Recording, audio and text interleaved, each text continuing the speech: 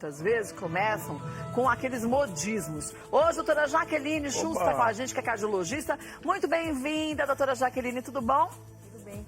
Obrigada, viu? Obrigada pelo convite. Prazer estar aqui. Olha, eu conversei com a doutora Jaqueline lá na Rádio Bandeirantes semana passada. E foi tão legal, e foram tantas perguntas que chegaram, que a gente convidou a doutora Jaqueline para a gente também abordar esse tema aqui no Melhor da Tarde. Então aproveite, mande suas perguntas no nosso canal do YouTube. Sim. Ou então põe hashtag MDT, para a gente poder pegar suas perguntas e esclarecer já para vocês. A gente fez um vídeo, vamos assistir juntas, doutora Jaqueline? Vamos, claro, com certeza. Lá, rodou. Tem gente que apela para o chocolate, para o café, meditação, mas tem quem recorra ao cigarro. Hoje em dia, mais ainda. Um levantamento da Fundação Oswaldo Cruz, com 44 mil fumantes, aponta que a pandemia fez crescer o consumo de tabaco. Isso mesmo.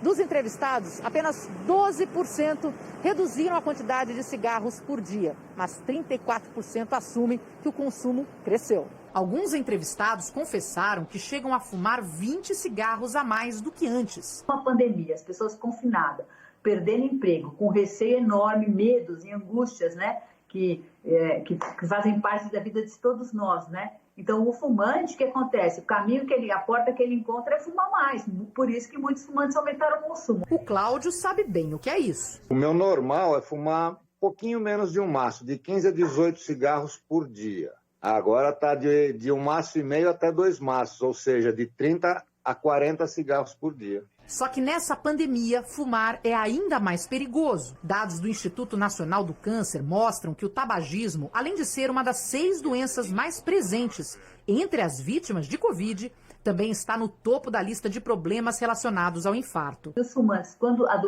são acometidos pelo Covid, têm um risco maior de complicações respiratórias e intubação. Consequentemente, a gente sabe também que as pessoas que são intubadas têm um risco maior de mortalidade. E se você é fumante e quer deixar de fumar, entre no site da Sociedade Brasileira de Cardiologia e clique na figura do médico para receber ajuda.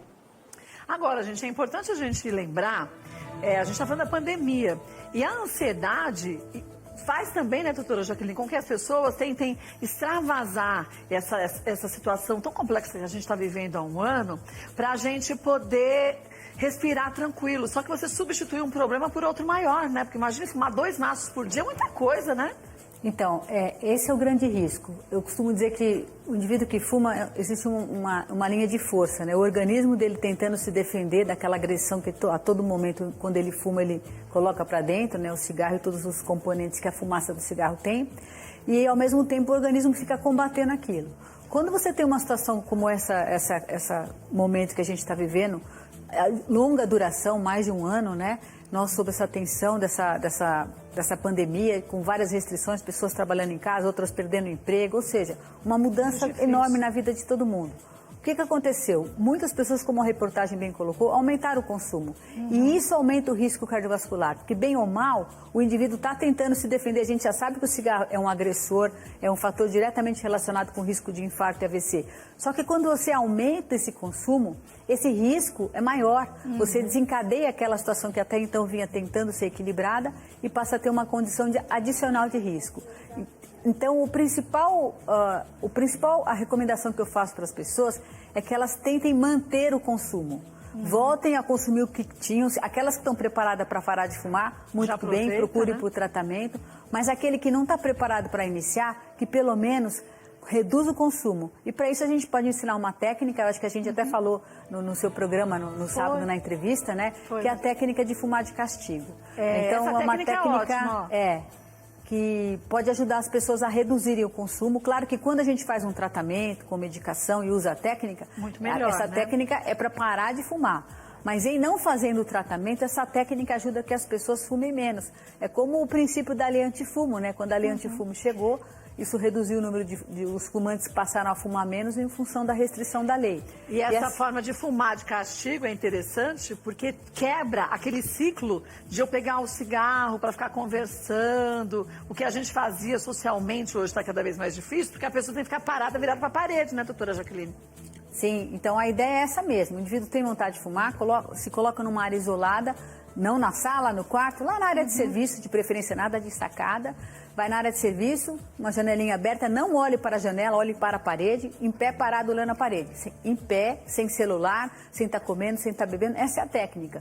E distante do local onde ele está, para que ele tenha que se deslocar. Muitas vezes isso vai fazer com que ele fume menos, é o que a gente quer nesse momento de pandemia, já que ele não se sente preparado para dar um passo maior, que é parar de fumar, que aí fica tudo bem. Isso é interessante. Passa de ser um prazer, porque você está olhando para uma parede branca, você está bem perto da parede. Vou ter que fumar. E você fala assim, ai meu Deus, perdeu uma graça, porque você não tem mais aquela história de estar na varanda e você olhar prazer, né? o passarinho passando. Não, e as empresas também, né? Elas criam fumódromos, né? Que são áreas, às vezes, de convivência, áreas legais, bonitas e tal, e isso acaba incentivando, né? Incentiva a pessoa a descer para fumar. Vamos para as perguntas Muitas que estão chegando? perguntas. Chegou uma pergunta da Eva aqui, que é muito interessante. Ela disse que parou de fumar, desistiu de fumar na pandemia. Quer saber quanto tempo leva para o pulmão dela se recuperar e se isso existe mesmo. Então, claro que tudo depende de quantidade de cigarros e a idade que a Eva tem. Então, a gente sabe que indivíduos que param de fumar até os 40 anos de idade, dá para passar uma borracha nos anos que fumou. Tá livre? Se o indivíduo demora um pouco mais para parar de fumar, a redução de risco ela vai ocorrer ao longo do tempo. Então, o benefício cardiovascular é muito rápido. Então, o risco de infarto reduz em 50% em 2 anos sem fumar. Por isso que é muito importante que o indivíduo que teve um evento cardiovascular ou tenha fator de risco, que ele não fume. Porque a redução, a chance dele vir a ter um infarto, um AVC, diminui bastante. O risco relacionado a doenças como o câncer, por exemplo, depende do muito tempo de exposição. Então, alguém que fumou aí, parou de fumar aos 70 anos de idade. Qual é o grande benefício? É viver melhor agora, sem dúvida nenhuma. Você acrescenta anos de vida para essa pessoa e qualidade de vida, principalmente. Então, sempre é importante parar de fumar a qualquer momento. E quando o indivíduo tem uma doença relacionada ao cigarro, mesmo que ele tenha parado, o prognóstico dessa doença, o tratamento dessa doença é muito melhor do que ele ainda se ele estivesse fumando. Então, até para tratar, é melhor. A gente viu, enquanto a gente conversava, eu estava dando uma olhadinha no vídeo e passou muita gente formando aquele cigarro eletrônico.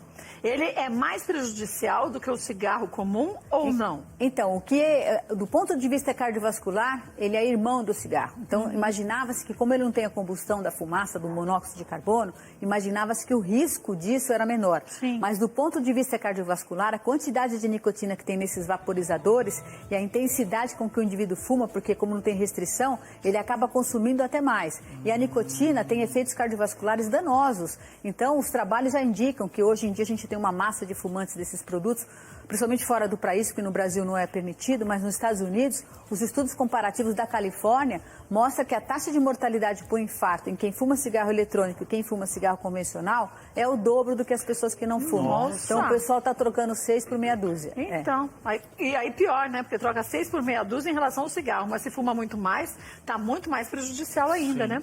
Tem perguntas aí, Rafa? Tem uma pergunta aqui, sim, do Carlos. Ele diz o seguinte, que todos os amigos dele fumam, a família dele fuma, ele quer tentar parar porque ele tá fumando demais, ele diz que chega a fumar um maço por dia, só que ele não consegue porque o ambiente não proporciona, não deixa ajuda, propício, né? Exatamente. O que ele pode fazer? Então, na verdade, quando o indivíduo toma uma decisão e ele enfrenta o tratamento de eu parar de fumar, a questão está relacionada a ele. Claro que o mundo não tem que parar de fumar para o Carlos parar de fumar. Claro que o ambiente fechado, a família, todo mundo que convive com fumantes, tem que ter um combinado, né, gente? Se a gente não respeita lugares públicos fechados, por que nós vamos respeitar a nossa própria casa? Então, assim, se tem outros fumantes que convivem com você, nada de fumar em ambiente fechado. E você toma uma decisão, procure ajuda para parar de fumar, porque a tua resistência e dificuldade em parar de fumar não depende dos outros, está relacionado à sua própria dependência à nicotina, que tem tratamento, tem formas de abordar super adequadas, você vai conseguir se livrar e, quem sabe, até incentivar os outros, né? Sim, motivar os outros, né?